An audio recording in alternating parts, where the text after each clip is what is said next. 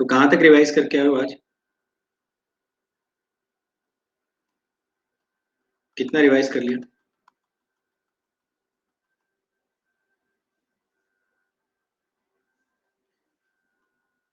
पूरा कर लिया ना? ठीक।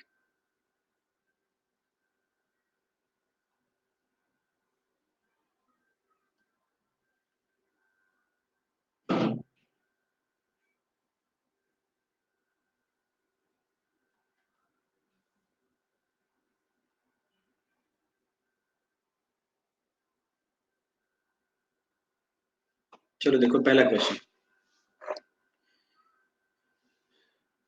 पढ़ते हैं और इसको सॉल्व करते हैं।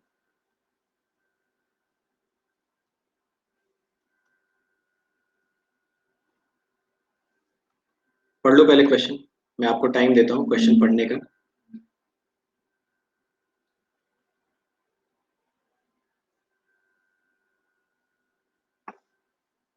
ठीक है, ये जस्ट एक टाइम है 90 सेकेंड्स का। फटाफट क्वेश्चन पढ़ो फिर सॉल्व करना स्टार्ट करते हैं। तो हर एक पार्ट अपने आप में एक इंडिविजुअल ऑब्जेक्टिव है।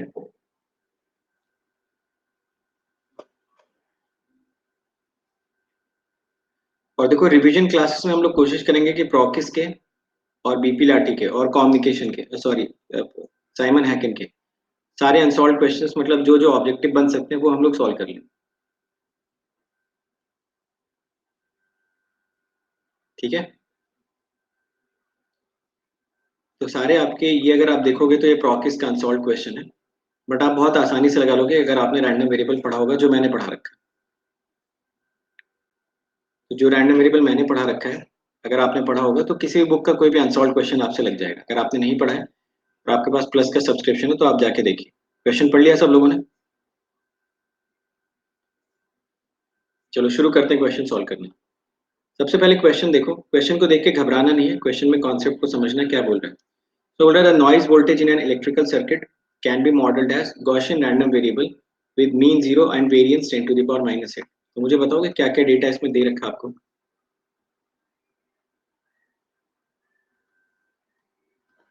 सबसे पहले तो उसने रैंडम वेरिएबल का शेप कैसा बता रखा है,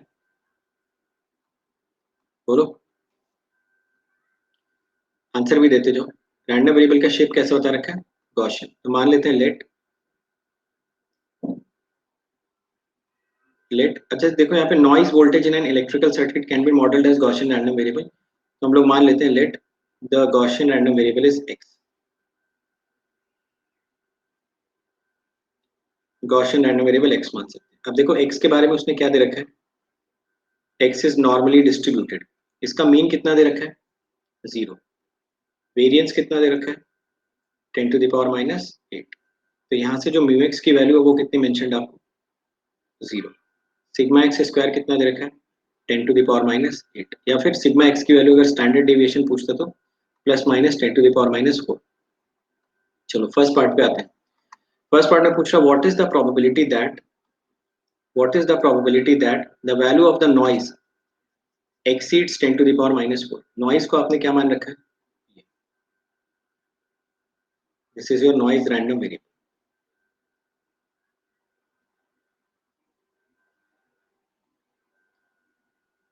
ठीक है। तो फर्स्ट पार्ट में आपसे पूछ रहा है कि जो भी आपका नॉइज रैंडम वेरिएबल उसकी वैल्यू किससे ज्यादा होनी चाहिए? 4 × 10 to the power minus 4। तो जब भी आप प्रोबेबिलिटी देखते हैं, रैंडम वेरिएबल देखते हैं, तो आपके दिमाग में सबसे पहला थॉट क्या आना चाहिए कि प्रोबेबिलिटी निकालने के लिए हमें किसकी मदद लेनी चाहिए? पीडीएफ ऑफ एरिया की मदद लेनी चाहिए, है ना। सबसे बेसिक थॉट अपने दिमाग में आना चाहिए कि हमारे पास पीडीएफ होना चाहिए, तो उस पीडीएफ को हम एरिया कैलकुलेट कर सकते हैं। But at the same time हमें ये भी सोचना चाहिए कि कि ये जो एक्स रैंडम वेरिएबल है ये कैसा जीआर। तो अगर जीआरवी होता है तो हमारे लिए एरिया ज्यादा कन्वीनियंट होता है Q function. So obviously Q function is more convenient for us. So we will use the Q function. ये आपके लिए ए का काम करेगा।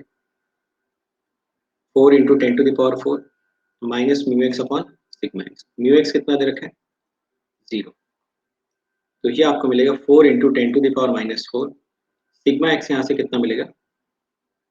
10 to the power minus 4। मैंने बताया था जब भी आप यहाँ पे सिग्मा एक्स पुट करते हैं तो हमेशा सिग्मा एक्स की कौन सी वैल्यू पुट करते हो? पॉजिटिव वाली। तो पहले पार्ट का आंसर कितना है? पहले पार्ट का आंसर आप सबका आना चाहिए क्यू ऑफ 4। आगे ना सबका आंसर Q ऑफ 4। ठीक है, अगर इसी केस में आपको दे देता कि noise random variable x is having uniform distribution between -5 to 5, फिर Q फंक्शन लगाते हैं या एरिया निकालते हैं? फिर एरिया निकालते हैं ना, तो Q function is always used when Gaussian random variable is given. चलो सेकंड पार्ट पे आते हैं।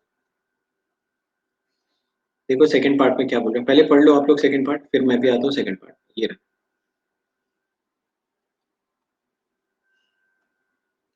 सेकंड पार्ट, देखो और उसका आंसर बताओ क्या पूछ रहा है क्वेश्चन।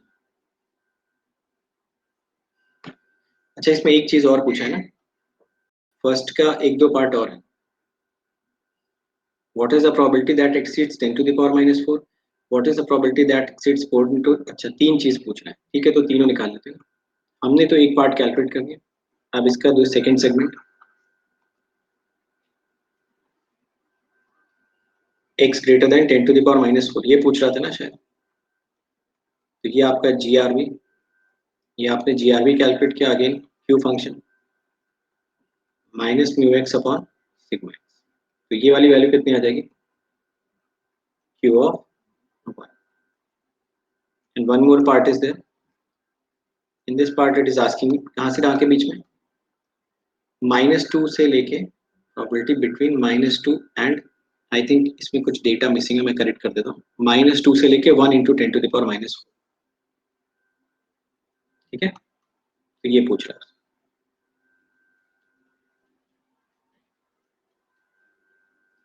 अब बताओ ये कैसे करोगे,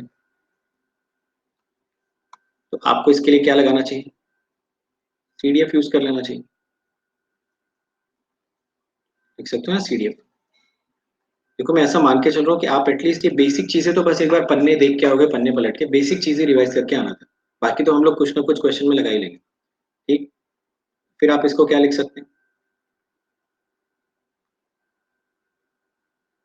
कई लोगों ने डायरेक्ट लिख लिया होगा क्यू फंक्शन के फॉर्म में, कई लोग यहाँ से जजमेंट ले लो। ओके, तो इसकी वैल्यू कितनी हो जाएगी, 1 minus Q 10 to the power -4 -0 upon 10 to the power -4। समझ आ रहा है, अगर x ग्रेटर देन ए होता है तो डायरेक्ट क्यू फंक्शन यूज करते हो, अगर x लेस देन ए होता हो तो 1 माइनस करके यूज कर लेते हैं। सिमिलरली यहाँ पे 1 minus Q of -2 into 10 to the power -4 -0 upon 10 to the power -4। यहाँ से देखो आपको क्या मिला एक्सप्रेशन, 1 माइनस क्यू 1, यहाँ से मिला -1 plus Q of -2। Is it correct, तो यहाँ से जो फाइनल आंसर आपको मिल रहा है it is Q of -2 minus Q of 1। Q of -2 को आप क्या लिख सकते हो, आपको देखो ये पता होना चाहिए, Q of x plus Q of -x equal to, communication में अगर आप देखोगे ना, तो कॉम्युनिकेशन में कुछ भी याद करने के लिए होता नहीं, पूरे कॉम्युनिकेशन में टोटली अप्रोच बेस्ड आपका कॉम्युनिकेशन होता है। तो Q of -2 will become 1 minus Q. ठीक है, तो अगर आप इस आंसर को चाहते हैं तो ऐसा भी लिख सकते हैं, 1 माइनस Q2 माइनस क्यू। तो ऐसा एक ऑप्शन आपको दे रखा होगा, वो ऑप्शन आप करेक्टली टिक कर लेना। समझ आ गया सबको, तो ये तो हम लोगों ने फर्स्ट पार्ट कंप्लीट किया, अब आते हैं सेकंड वाले पे। ये था आपका पहला क्वेश्चन। सेकंड में देखो जरा क्या बोल रहे हैं, सेकंड में बोल रहा है given that the value of noise is positive, what is the probability that it exceeds 10 to the power -4। क्या पूछ रहा है क्वेश्चन में, नॉर्मल या कंडीशनल?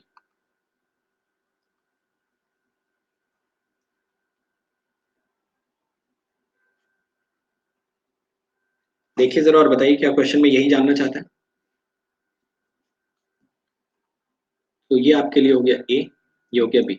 मैंने आपको हमेशा सिखाया है कि कम्युनिकेशन मैथ्स कहीं पे भी कंडीशनल प्रोबेबिलिटी का क्वेश्चन आ जाए, आपके पास कोई दूसरा रास्ता ही नहीं उसको सॉल्व करने का except to convert it into the condition joint probability. तो हम लोग भी इसको जॉइंट प्रोबेबिलिटी में कन्वर्ट कर देते हैं, तो ये आपको मिलेगा probability of x greater then 10 to the power -4 intersection with x greater than 0 divided by probability of x greater than 0। इन दोनों का इंटरसेक्शन बताना कितना आ जाएगा। अच्छा, दोनों अलग अलग प्रोबेबिलिटीज का इंटरसेक्शन मत ले लेना, यहाँ पे ए और बी का इंटरसेक्शन होता है, जो उनके इवेंट्स होते हैं उनका इंटरसेक्शन होता है। तो इसका इंटरसेक्शन आएगा x into 10 to the power -4 और ये आएगा probability of x greater than 0। आप मुझे बता सकते हैं probability of x greater than 0 कैसे कैलकुलेट होगी? ऊपर वाला तो दिख रहा है साफ साफ, ऊपर वाला तो दिख रहा है 10 to the power -4 -0 upon 10 to the power -4 upon, इसके दो तरीके हैं। एक तो लॉजिकली सोच लो, मीन 0 है, अगर मीन 0 है तो मीन से आगे और मीन से पहले का एरिया हमेशा 0.5 रहेगा। अदरवाइज फॉर्मूले में लगाना चाहते हो तो फॉर्मूले में लगा लो 0 - 0 अपॉन 10 टू द पावर -, तो जिसको जो पॉइंट नहीं समझ में आएगा ना वो पूछ लेना, ठीक है। तो यहाँ से अगर आप देखोगे तो ऊपर तो मिला Q1 और नीचे क्या मिला 1/2, आंसर कितना मिलेगा 2Q। आई थिंक आप लोगों को याद होगा कि Q ऑफ 0 की वैल्यू कितनी होती है 0.5, ठीक है। 3 सेकंड क्वेश्चन भी हो गया। अब आते हैं अगले क्वेश्चन पे, थर्ड पार्ट। थर्ड पार्ट में थर्ड पार्ट में बोल रहा है कि noise passes through the half wave rectifier with this characteristics Gx, find the PDF of the rectified noise by first finding the CDF, ठीक है। ये हटा दो, ये वाला क्वेश्चन इसको हटा,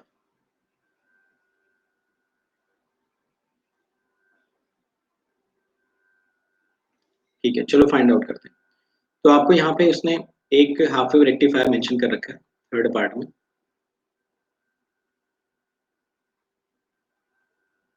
और वो कुछ ऐसे डिफाइन, ग्रेटर देन 0 पे 0 फॉर लेस देन 0,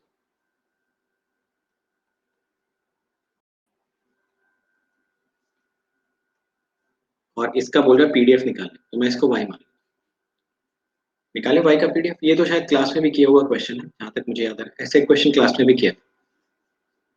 चलो वाई का पीडीएफ निकालते हैं, देखते हैं क्या क्या पॉसिबिलिटी हो सकती है। पहला, दो रिलेशन यहाँ पे दिख रहे हैं, जो सबसे पहला रिलेशन मुझे दिख रहा है वो दिख रहा है y equal to x, but only for x greater than 0, है ना। हाँ, सेम क्वेश्चन किया है क्लास में, तो आप इसको ऐसा भी तो लिख सकते थे y equal to x for y greater than और इक्वल टू 0, जब x और y बराबर है तो आप ऐसा भी लिख सकते हो, या फिर ऐसा लिख दो both the things will be same, ठीक। तो यहाँ से जो y का पीडीएफ आएगा, will it not become exactly the PDF of x? Obviously under the condition x and y both has to be positive, ठीक है। अब आप मुझे बता सकते हो x का पीडीएफ आप कैसे लिखेंगे। तो अगर आप x का पीडीएफ लिखने जाओगे तो पीडीएफ आपको मिलेगा 1/√2 sigma x square e to the power minus x minus mu x whole square upon 2 sigma x square. Mu x तो 0 दे रखा है, सिग्मा एक्स जो भी दे रखा है अभी मैं उसको लिख देता हूँ, बाद में वैल्यूज वगैरह रख लेंगे। e to the power minus x square upon 2 sigma x square. क्या ये पॉइंट सबको समझ में आया? बट ये फंक्शन किसका आना चाहिए, y का। डमी वेरिएबल तो y दे रखा है, तो x और y में एक रिलेशन स्टैब्लिश करोगे। यहाँ पे कौन सा रिलेशन वो आ जाएगा, x को सिंपली किससे रिप्लेस कर लेते हैं, y से रिप्लेस कर लेते हैं। तो जो आपको एफ वाई ऑफ y दिखा है यहाँ से, वो मिलेगा 1/√2 sigma y square e to the power minus y square upon 2 sigma y square. ये आपको मिलेगा फॉर y ग्रेटर देन और इक्वल टू। आप चाहते तो फॉर्मूला भी लगा सकते थे लीनियर ट्रांसफॉर्मेशन का। लीनियर ट्रांसफॉर्मेशन का फॉर्मूला क्या होता है, ये वाला f y of y mod of d x by d y f x of x, ठीक है। ऐसा फॉर्मूला भी आप लगा सकते थे। Finally x in terms of y, ऐसे एक फॉर्मूला भी हम लोगों ने पढ़ा था, बट हमने बोला था कि ये लगाने की बजाय बेहतर होता है कि आप डायरेक्टली इक्वेशंस वगैरह से कर लो या सीडीएफ से कैलकुलेशन कर लो, जैसे भी आपको क्वेश्चन में समझ में आए। तो यहाँ पे क्योंकि y equal to x directly बराबर ही दिख रहा है, कौन सा वाला, क्यों मोनोटोनिक नहीं, ग्रेटर देन 0 के लिए तो मोनोटोनिक है ना। ग्रेटर देन 0 के लिए तो है ना, ग्रेटर देन 0 के लिए क्यों नहीं, ये दो, ये सिर्फ इतने पोर्शन को अभी कन्वर्ट करो ना।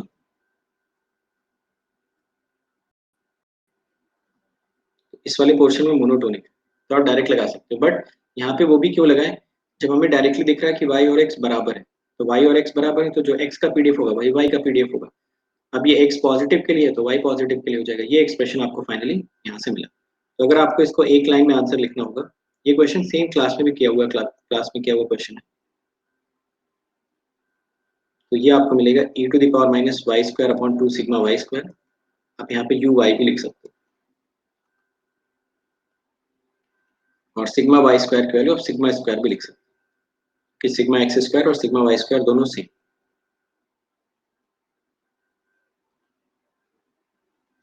समझ गए ना?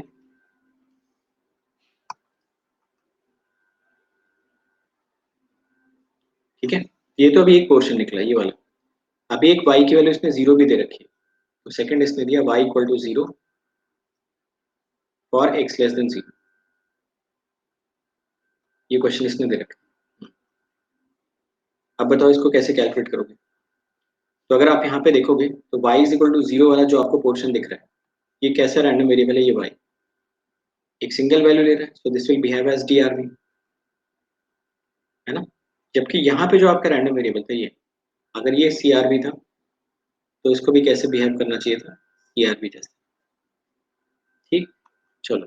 अब क्योंकि ये DRV आ गया, तो इसका अगर मुझे PDF कैलकुलेट करना है, तो PDF कैलकुलेट करने का तरीका क्या है? Probability of y equal to yj del of y minus yj, ऐसे तो कैलकुलेट करेंगे। चलिए पुट करते हैं यहाँ पे वैल्यूज। एक ही y की वैल्यू है, probability of y equal to zero del of y minus zero. अब यहाँ से बताओ probability of y equal to zero कैसे कैलकुलेट होगी?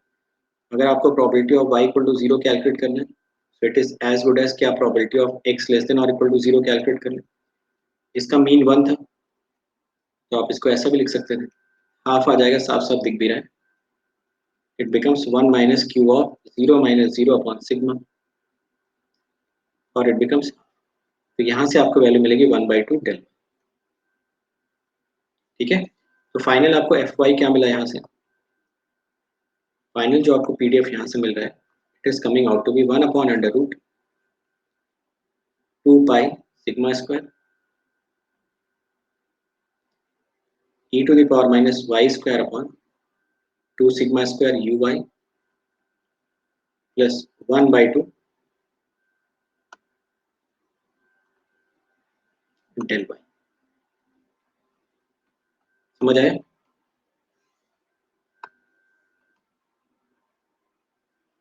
ये था पूरा का पूरा एक्सप्रेशन। तो जब भी आप एक रैंडम वेरिएबल को दूसरे रैंडम वेरिएबल में कन्वर्ट करते हो, तो आपको देखना चाहिए CRV टू CRV ट्रांसफॉर्मेशन है, DRV टू DRV ट्रांसफॉर्मेशन है, या ट्रांसफॉर्मेशन है कैसा। यहाँ पे दो अलग अलग हिस्सों में बटा हुआ था, एक में तो CRV टू CRV हुआ, एंड एक में आपका हो गया CRV टू DRV। ओके, चलो। अच्छा, ग्राफिकली अगर इसको प्लॉट करते तो क्या मिलता? आधा गॉसियन और एक इम्पल्स। तो देखो रिसोर्सेज मोस्टली अपने वही रहेंगे, BP लाठी, रॉकिस और साइमन हैकेट। इसकी कोशिश करेंगे सारे जितने ऑब्जेक्टिव क्वेश्चन बन सकते हैं सारे हम लोग सॉल्व कर लें, तो हमारे एग्जाम में भी इन्हीं में से एक आधा कोई क्वेश्चन मिल जाएगा।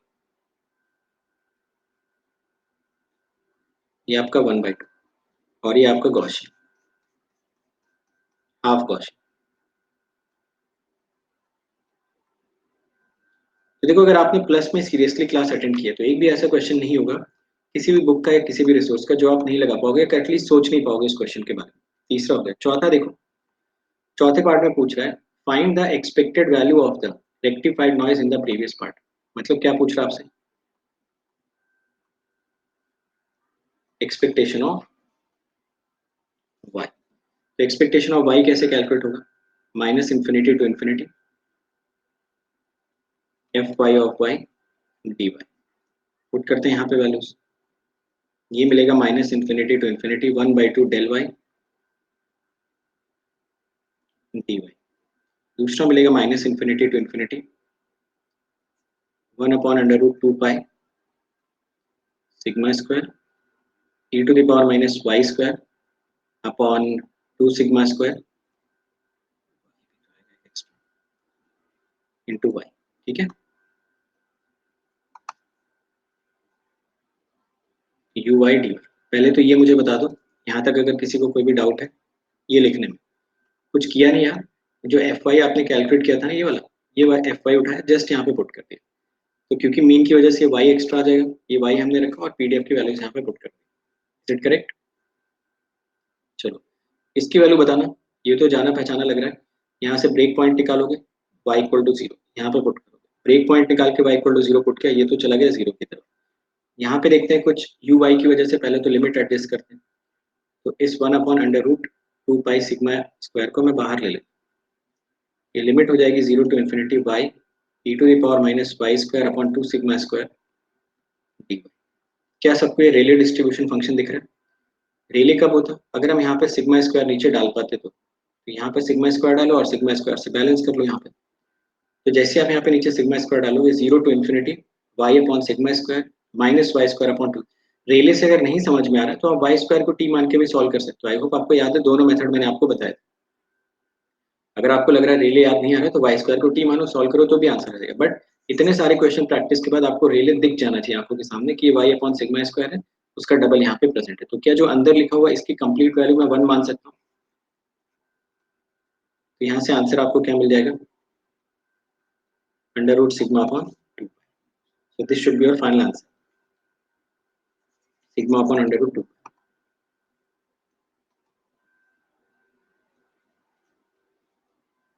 ये आपका फाइनल आंसर, समझ गए?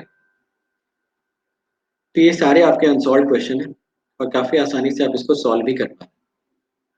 चलो चौथा भी हो गया, पांचवें पे आ जाओ। पांचवें बोल रहा है now assume that the noise passes through a full wave rectified version gx equal to mod x, find the density function of the rectified noise at its output. ये भी बोल रहा है what is the expected value of the output noise in this case. इस बार कौन सा transformation लगाने के लिए बोल रहे हैं? इस बार बोल रहा है वाई की वैल्यू क्या लेनी है आपको? mod x लेनी, या फिर इसको आप क्या बोल सकते हो,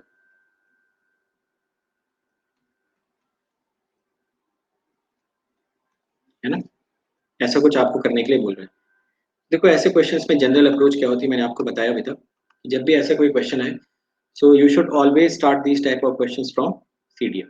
सीडीएफ से पहले स्टार्ट करो और उसके बाद फिर उनको ग्रेजुअली आप कन्वर्ट कर सकते हो पीडीएफ में, क्योंकि इस बार जो शेप है वो मोनोटोनिक नहीं है, बल्कि ये कैसा है,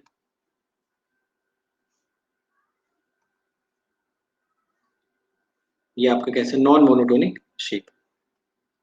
तो मैंने बताया था जब भी आपको रैंडम वेरिएबल का ट्रांसफॉर्मेशन करना हो, तो ट्रांसफॉर्मेशन बहुत आसान होता है, हमेशा सीडीएफ के थ्रू आप ट्रांसफॉर्मेशन करना। जैसे अगर मुझे यहाँ पे इसको ट्रांसफॉर्म करना होगा तो मैं क्या लिखूंगा, सबसे पहले वाई का सीडीएफ लिखूंगा, ये एक्स लिख देंगे, ये तो डमी वेरिएबल, इसको आप लिखोगे this will become mod x less than और इक्वल टू वाई। अगर मॉड एक्स लेस देन और इक्वल टू वाई है तो क्या आप इसको ऐसा भी लिख सकते हैं, माइनस वाई से लेके वाई के बीच, बताते रहो यस और नो, लिख सकते हैं। तो अगर मुझे पीडीएफ लिखना होगा इसका, तो क्या इसका पीडीएफ ऐसा भी लिखा जा सकता है, f x of y minus f x of minus y, I think yes.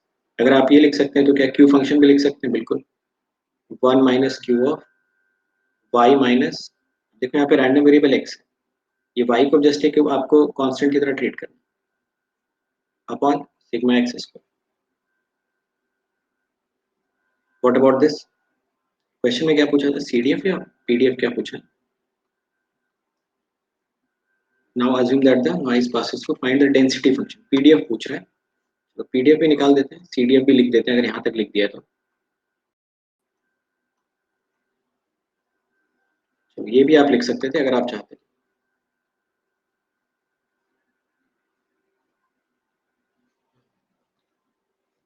तो ये हो गया आपका फाइनल आंसर, ठीक है। तो इस तरीके से आप अपना सीडीएफ कैलकुलेट कर सकते हैं। म्यूएक्स वगैरह की वैल्यूज आपको पता है, सिग्मा एक्स पता है, ये अल्टीमेटली क्यू और वाई का फंक्शन आपको मिल जाएगा। समझ गए ना? इसमें किसी को कोई डाउट? इतना समझने में कोई डाउट नहीं, ठीक। अब क्या करते हैं, क्योंकि क्वेश्चन में पीडीएफ पूछ रहा था तो इसको डिफरेंशिएट कर देते हैं। अगर आप इसको डिफरेंशिएट करते तो ये मिलता है f y of y, y के रिस्पेक्ट में इसको डिफरेंशिएट करते तो एफ एक्स ऑफ वाई, और इसको डिफरेंशिएट करते तो माइनस का साइन बाहर आके हो जाता प्लस। ओके, ऐसे ही तो मिलता, देखो ना, इसको डिफरेंशिएट करोगे तो एफ एक्स वाई पीडीएफ, इसको करोगे तो पीडीएफ, बट ये माइनस वाई भी बाहर आके प्लस वाई हो जाएगा। अब आपको ये तो पता है कि एफ एक्स ऑफ एक्स क्या है, it is one upon under root two pi sigma square e to the power minus x square upon 2 sigma square. अब एक्स की जगह पे वाई पुट कर दो, तो आपको मिलेगा 2 by under root 2 pi sigma square e to the power minus x square upon 2 sigma. Check कर लो और बताओ, इज इट करेक्ट?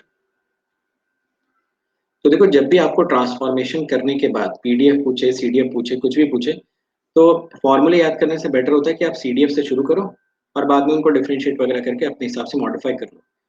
अगर आपको दिख रहा है कि कुछ हिस्से उसके डीआरवी में कन्वर्ट हो गए, कुछ सीआरवी में कन्वर्ट हो गए, तो फिर उसके बेसिस पे डीआरवी वालों को आप अलग से डील कर लो।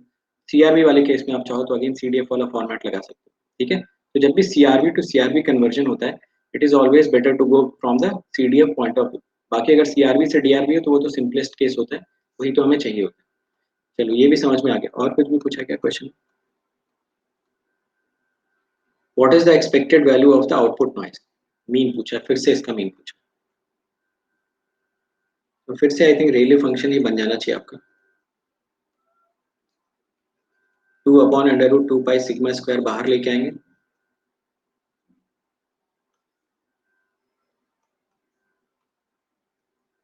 ये आपको मिलेगा y e to the power minus y square upon 2 sigma. तो अगेन सिग्मा स्क्वायर से डिवाइड, सिग्मा स्क्वायर से multiply.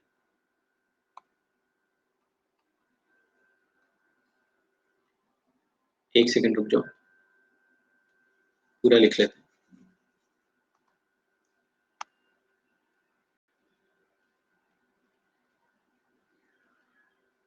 Minus infinity to infinity, ये आपको दे रखा है। ठीक है, तो चलो कैलकुलेट करते हैं। Minus infinity to infinity 2 y upon under root 2 pi sigma y square e to the power minus y square upon 2 sigma square d. चलिए बताइए, इसमें क्या आंसर आप कैलकुलेट कर सकते हो and what can you expect in this question?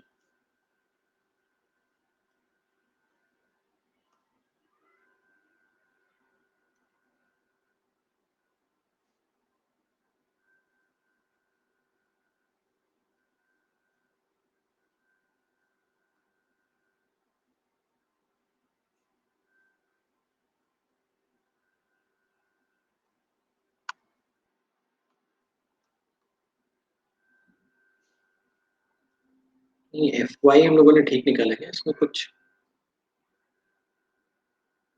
ये इस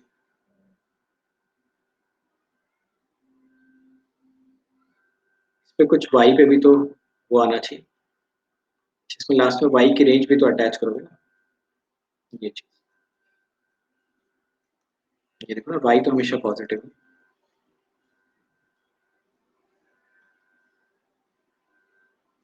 तो ये रेंज भी आप अटैच कर लो।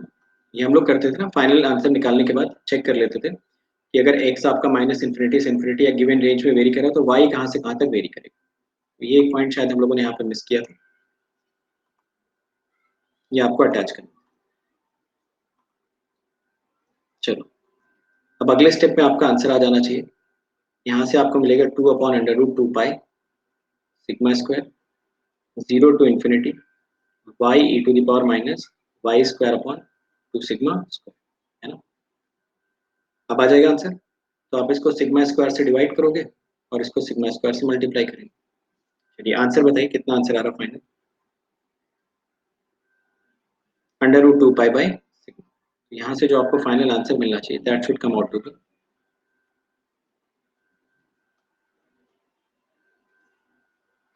तो ये 5 पार्ट काफी इंपॉर्टेंट, और ये पांचों पार्ट के आंसर हम लोगों ने वन बाय वन क्या कर आंसर मैच कर लो। क्या आपका ये आंसर मैच कर रहा है? आ गया ना? तो देखो, एक छोटा सा पॉइंट जो मैं आपको याद दिलाना चाहूंगा, कन्वर्जन के दौरान, कन्वर्जन आप करिए जो भी करना है, बट लास्ट में ये वाई की रेंज में हम लोग कैलकुलेट करते थे, और वाई की रेंज के लिए इसी ग्राफ की मदद ले लेते थे कि एक्स अगर माइनस इन्फिनिटी से इन्फिनिटी, तो वाई आपका कहाँ से कहाँ के बीच में वेरी करेगा। जैसे साइन कॉस में करते थे ना, कॉस माइनस 1 से 1 के बीच में, साइन 0 से 1 के बीच में, एंड सो ऑन। तो सिमिलर बेसिस पे वाई की भी रेंज फाइनली आपको यहाँ पे बतानी पड़ेगी। चलो अगला क्वेश्चन करते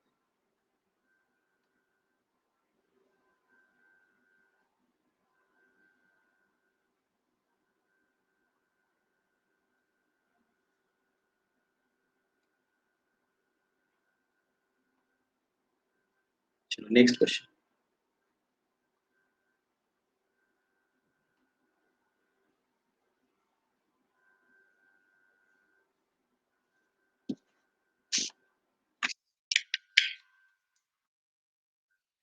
क्वेश्चन पढ़ो।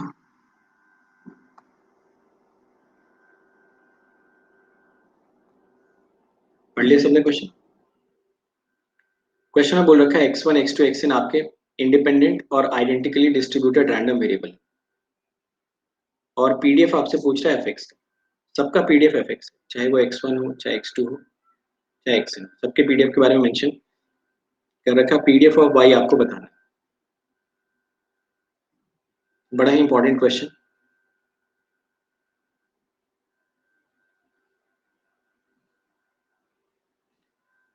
चलिए सॉल्व करना स्टार्ट करें। चलो देखते हैं। सबसे पहले तो आप मुझे बताइए व्हाट इज आईआईडी। ये आईआईडी का मतलब क्या होता है? आईआईडी का मतलब है इंडिपेंडेंट और आइडेंटिकली डिस्ट्रीब्यूटेड। मतलब ये इनका डिस्ट्रीब्यूशन पीडीएफ सीडीएफ ये सब इक्वल होगा, इनका पीडीएफ सीडीएफ इक्वल होगा, बट इनका जो डिस्ट्रीब्यूशन है वो इक्वल होगा, बट ये आपस में इंडिपेंडेंट हो।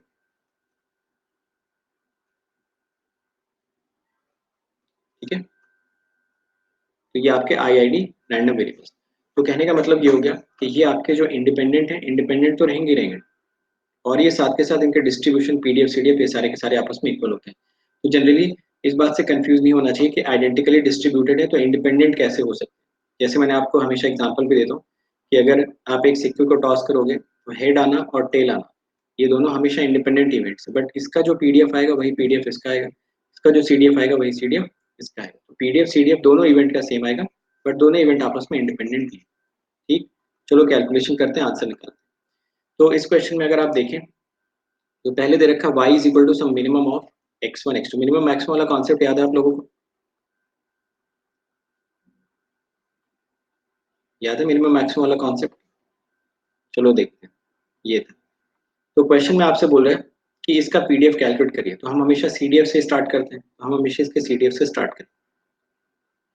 ये हमें मिलेगा probability of capital Y less than और इक्वल टू y। तो यहाँ पे हमने लिखा probability of minimum of x1 x2 up to xn less than और इक्वल टू y। मिनिमम के साथ बताना हम कौन सा साइन जनरली एक्सपेक्ट करते हैं। ग्रेटर देन साइन हमें ज्यादा चाहिए होता है मिनिमम के साथ। तो ये हमें मिलेगा minimum of x1 x2 up to xn greater than y। ऐसा लिखने में कोई दिक्कत तो है नहीं।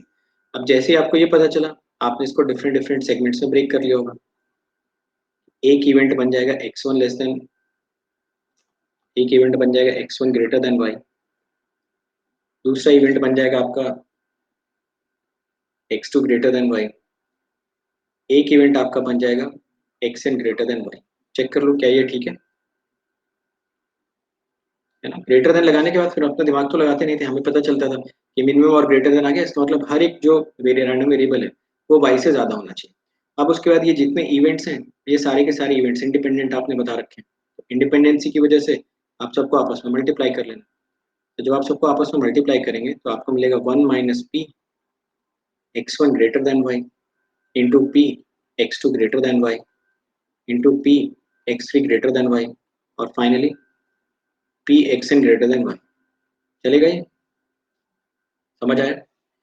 तो जो आपको CDF यहाँ से मिला फाइनली, तो वो देखो CDF आपको क्या मिला है, it is nothing but 1 minus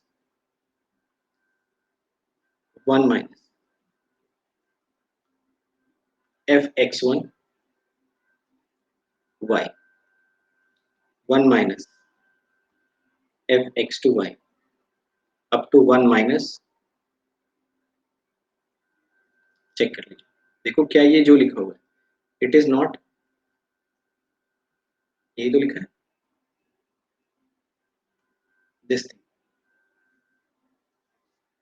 okay, तो मैंने सारे मल्टीप्लीकेशन ऐसे लिख दिए, 1 minus fx1 y 1 minus fx2 y 1 minus fx1। But अभी पीडीएफ कैलकुलेट करना है तो इसको फिर से डिफरेंशिएट करोगे। अब देखो जब डिफरेंशिएट करोगे ना तो थोड़ा सा केयरफुल रहना पड़ेगा। ये 1 तो हमेशा 0 ही हो जाएगा, ये माइनस का साइन रहेगा। जब आप डिफरेंशिएशन करने जाओगे तो 1 का करोगे, बाकियों को कांस्टेंट की तरह ट्रीट करेंगे। देखिए, जब आप डिफरेंशिएशन करने जाओगे, तो 1 का डिफरेंशिएशन करोगे, बाकी उस टाइम पे कांस्टेंट की तरह ट्रीट हो रहे होंगे, ऐसे ही तो जब आप इसका डिफरेंशिएशन करोगे, तो देखो फर्स्ट वाले का अगर डिफरेंशिएशन करते हैं तो क्या ये f(x1) इंटू वाई आ जाएगा, बट बाकी के सारे कांस्टेंट भी होने चाहिए। तो कांस्टेंट देखो कैसे लिख रहा हूँ मैं,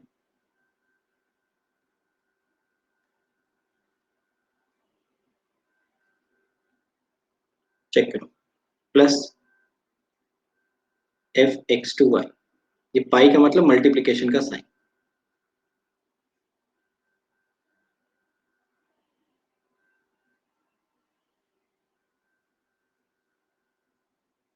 चेक कर लो।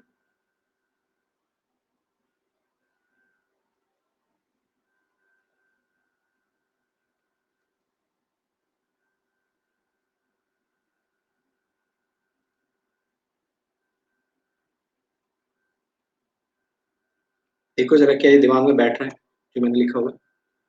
वही सेम चीज है जो आप 2 डायमेंशन में करते थे ना, उसी चीज को n डायमेंशन में अब करा जाए। तो जब आप इस, ये तो 0 हो जाएगा, एक बार इसका डिफरेंशिएशन, बाकी का प्रोडक्ट कांस्टेंट, फिर अगली बार में इसका डिफरेंशिएशन जो कि f(x2y) मिल जाएगा, बाकी के प्रोडक्ट्स कांस्टेंट, तो बाकी के प्रोडक्ट्स कौन कौन से बचे, 1 minus f(x1y) into 1 minus f(x3y) into 1 minus f(x)(y), वही मैंने यहाँ पे लिखा दिया। और फाइनली आप क्या लिखेंगे, आई नॉट इक्वल टू, वो लिखने की जरूरत नहीं क्योंकि 1 to n-1 आपने कर रखा, बट स्टिल आप लिखना चाहो तो लिख सकते हैं यहाँ पे आई नॉट इक्वल टू, वो है नहीं, आई इंक्लूड ही नहीं, समझ गए ना? तो ये है लॉजिक ऐसे क्वेश्चंस को करने का। अब इस पे क्वेश्चन एग्जाम में क्वेश्चन कैसे आएगा, बिल्कुल ऐसा ही क्वेश्चन आएगा जैसे यहाँ पे लिखा हुआ है, 4 ऑप्शंस आपको दिए होंगे, है ना? तो ऐसे ऑप्शन से डरने की जरूरत नहीं है, बेसिक अगर देखो अपना स्ट्रांग है तो कम्युनिकेशन, बल्कि ईएमएफटी में तब भी मैं आपको बोलूंगा कि काफी शॉर्ट नोट्स बनाना पड़ता है, सब कुछ कम्युनिकेशन में ऐसा कुछ भी नहीं है कि कुछ आपको याद होना चाहिए।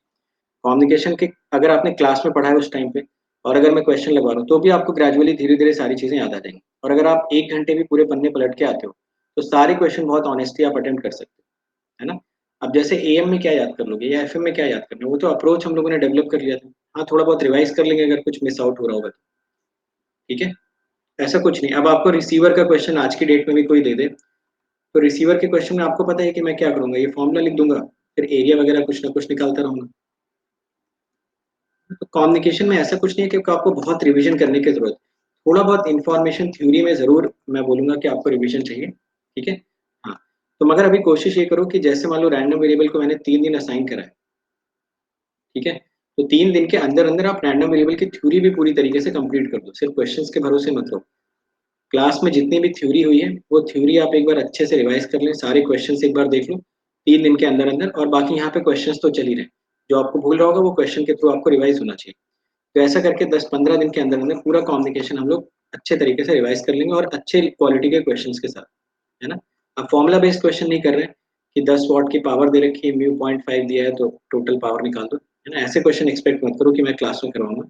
क्लास में जो भी क्वेश्चन होंगे उसमें कुछ ना कुछ लेवल होगा, वही लेवल के क्वेश्चन हम लोग क्लास में डिस्कस करेंगे, ठीक है? अगला, सेकंड।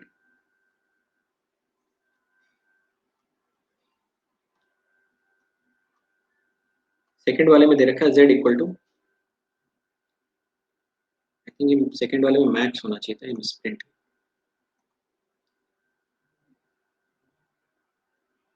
ये मैक्स कर लीजिए सेकंड वाले। तो सेकंड पार्ट में दे रखा है मैक्स ऑफ, उसमें क्या करेगा ना, बस 3 वेरिएबल दे देगा आपको, जब ऑब्जेक्टिव क्रिएट करेगा ना, एन की जगह पे ना सिर्फ 3 डाल के दे देगा, उसके बाद आप ऑप्शन बना लेना आप। तो चलो यहाँ से सॉल्व करते हैं। अच्छा, इसका पीडीएफ पूछा था ना, तो सबसे पहले सीडीएफ,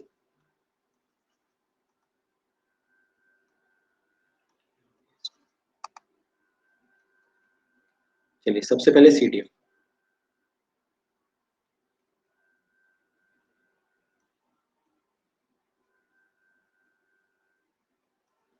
देखो मैक्सिमम के साथ जनरली आप कौन सा साइन एसोसिएट करते हैं,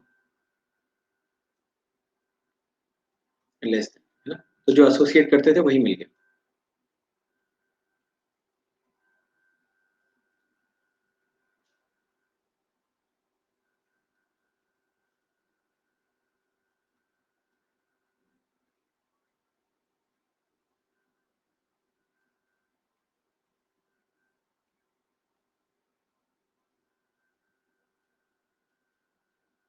फिर इंडिपेंडेंसी आ जाएगा ना अपने रेस्क्यू के लिए, इंडिपेंडेंसी भी आ गई पिक्चर में।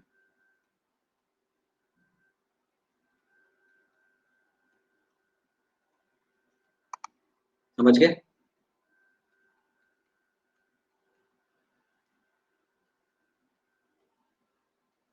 फिर डिफरेंशिएशन, तो यहाँ पे डिफरेंशिएशन भी बहुत इजी लग रहा होगा आपको। इस बार वो माइनस माइनस वाला चक्कर नहीं है, बट करना तो वैसे ही पड़ेगा। जैसे कि मान लो, चलो इसको लिख लेते हैं ऐसे।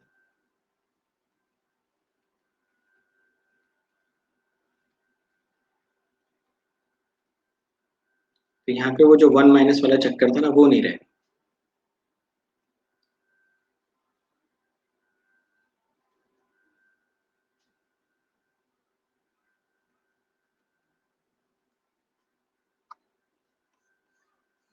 वन माइनस नहीं आएगा। बोल तो मैं वही रहा हूँ, पर लिख कुछ और रहा हूँ।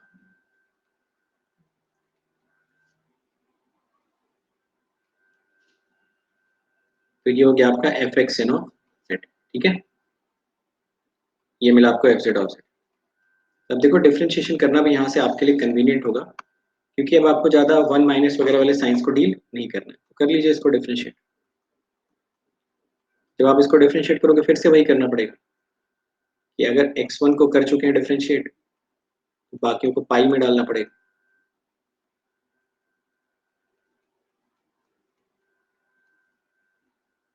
x2 को अगर कर चुके हो तो बाकियों को पाई में डालना पड़ेगा। समझ आ गया ना? ऐसे करके बढ़ा लेना। ये हो जाएगा आपका फाइनल आंसर। ओके, देखो इन दोनों क्वेश्चंस पे आपने क्या क्या सीखा। अभी एक क्वेश्चन और है, वो मैं आपको होमवर्क भी देता हूँ, हम लोग कल डिस्कस करें। कल से 2 घंटे का सेशन है अपना। आज 4 बजे एक वो है, जूम सेशन है। तो अगर आप भी आना चाहो तो उसमें आ सकते हो। अब उसका लिंक कहाँ पे ये मुझे नहीं पता। उसमें शायद I think some all India rank 6 is there. तो वहाँ पे उसके साथ एक इंटरेक्शन है जूम सेशन पे, फ्रॉम अन अकेडमी। मतलब वो शायद यूट्यूब चैनल पे नहीं आएगा, वो कहाँ पे आएगा वो मुझे नहीं पता। अगर मेरे पास लिंक आता तो मैं आपको भेज दूंगा। तो 4 बजे से वो इंटरेक्शन है। कल से अपने 2 घंटे की क्लास चलेगी। एक क्वेश्चन मैं आपके लिए होमवर्क देता हूँ, वो आप खुद से ट्राई करके आएंगे। ये क्वेश्चन आप खुद से ट्राई करके लाना। 3 दिन का टाइम आपके पास है। 3 दिन में आप पूरा रैंडम वेरिएबल रिवाइज कर लो। रैंडम वेरिएबल के जितने भी अच्छे क्वेश्चन हैं, जिसमें भी बहुत नए नए कॉन्सेप्ट्स हैं, वो सारे मैं डिस्कस कर दूंगा। अगर आपको किसी और क्वेश्चन में प्रॉब्लम है, ठीक है, मतलब जो हम लोगों ने क्लास में किए थे या प्रीवियस ईयर क्वेश्चन में, तो भी वो हम लोग डिस्कस कर लेंगे। चलो इसको आप ट्राई करके लाएं। हाँ, अभी इसमें कुछ आरआईबी वाले क्वेश्चन तो रिपीट होंगे ही, कुछ नए क्वेश्चंस भी आएंगे। ठीक है, तो अगर आप आरआईबी अटेंड कर चुके हैं तो भी आपके लिए बहुत सारे नए क्वेश्चंस आएंगे। ओके, चलो फिर आज का सेशन मैं यहीं पे खत्म करता हूँ। आप इसको रिवाइज करके आना। कल से अपनी टाइमिंग है 2 बजे से, एक तो 2 से 3:15, 3 और 3:15 से 4:15। ये स्लॉट अपना हमेशा रिवीजन के लिए फिक्स रहेगा अप टू गेट। जब तक गेट का एग्जाम नहीं हो जाता तब तक ये 2 घंटे का स्लॉट अपना हमेशा फिक्स रहेगा, अनटिल अनलेस कि इसमें कोई अगर इश्यू आता है तो किसी अदर टाइम पे शिफ्ट करेंगे। जैसे बीच में कोई क्लास अपनी क्लैश हो रही है तो उस दिन अपना 5 बजे कुछ ऐसा। ठीक है, तो अगर हमारा मान लो दिसंबर तक रिवाइज हो जाता है तो इसी को डाउट सॉल्विंग सेशन में कन्वर्ट कर लेंगे। मतलब उसमें आपको जो डाउट पूछना है, जिस भी सब्जेक्ट का पूछना है पूछो। मैं कोशिश करूंगा अंकित सर से भी बात कर लूँ कि अगर वो 1 घंटे में वो भी आ जाते हैं तो सारे सब्जेक्ट अपने कवर हो जाएंगे। ईसी इलेक्ट्रिकल मिला के सारे सब्जेक्ट कवर हो जाएंगे 2 टीचर्स के थ्रू। तो उसमें एक एक घंटे में हम लोग डिस्कशन कर लेंगे। और वैसे भी देखो टेस्ट सीरीज का डिस्कशन तो चल ही रहा है, कॉमन टेस्ट सीरीज वाला। तो अगले सैटरडे भी है कॉमन, उसमें मैं और अंकित सर रहेंगे। तो उसमें क्योंकि देखो आप बाकी और टीचर्स को भी ला सकते हैं, ऐसा नहीं है, बट बात ये होती है ना कि अगर 2 टीचर्स हैं, मतलब इंटरफेस में 2 ही लोग आ सकते हैं। अब जाहिर सी बात है ऐसे ही 2 टीचर को आना पड़ेगा जो पूरे सब्जेक्ट को कवर कर पाए, है ना। तो इस वजह से ये लिमिटेशन, अदरवाइज पॉसिबिलिटी तो ये भी रहती है कि अगर सिर्फ दो दो सब्जेक्ट करना है, जैसे मान लो ईडीसी एनालॉग और डिजिटल करना है, तो शंकर सर कामेश्वर आ गए, पर फिर टेस्ट सीरीज वाली फील नहीं आएगी। चलो फिर मिलते हैं हम लोग कल की क्लास में, इसको आप ट्राई करके लाना। डाउट है?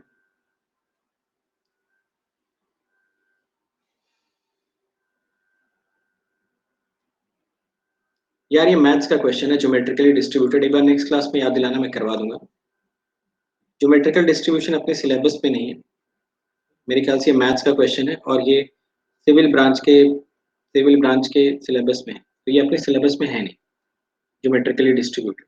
फिर भी अगर आपको कॉन्सेप्ट चाहिए तो आप मुझे याद दिलाना, मैं नेक्स्ट क्लास में आपको ज्योमेट्रिकल डिस्ट्रीब्यूशन, एक काउची डिस्ट्रीब्यूशन होता है, ये हम लोगों ने क्लास में नहीं पढ़ा, इससे बहुत सारे होते हैं। बर्नौलीज तो पढ़ लिया था शायद, पता नहीं बर्नौलीज पढ़ा था या नहीं पढ़ा था।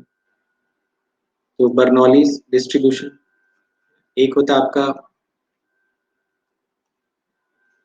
जो मैथ्स में होता है ना, पाई डिस्ट्रीब्यूशन एक होता है,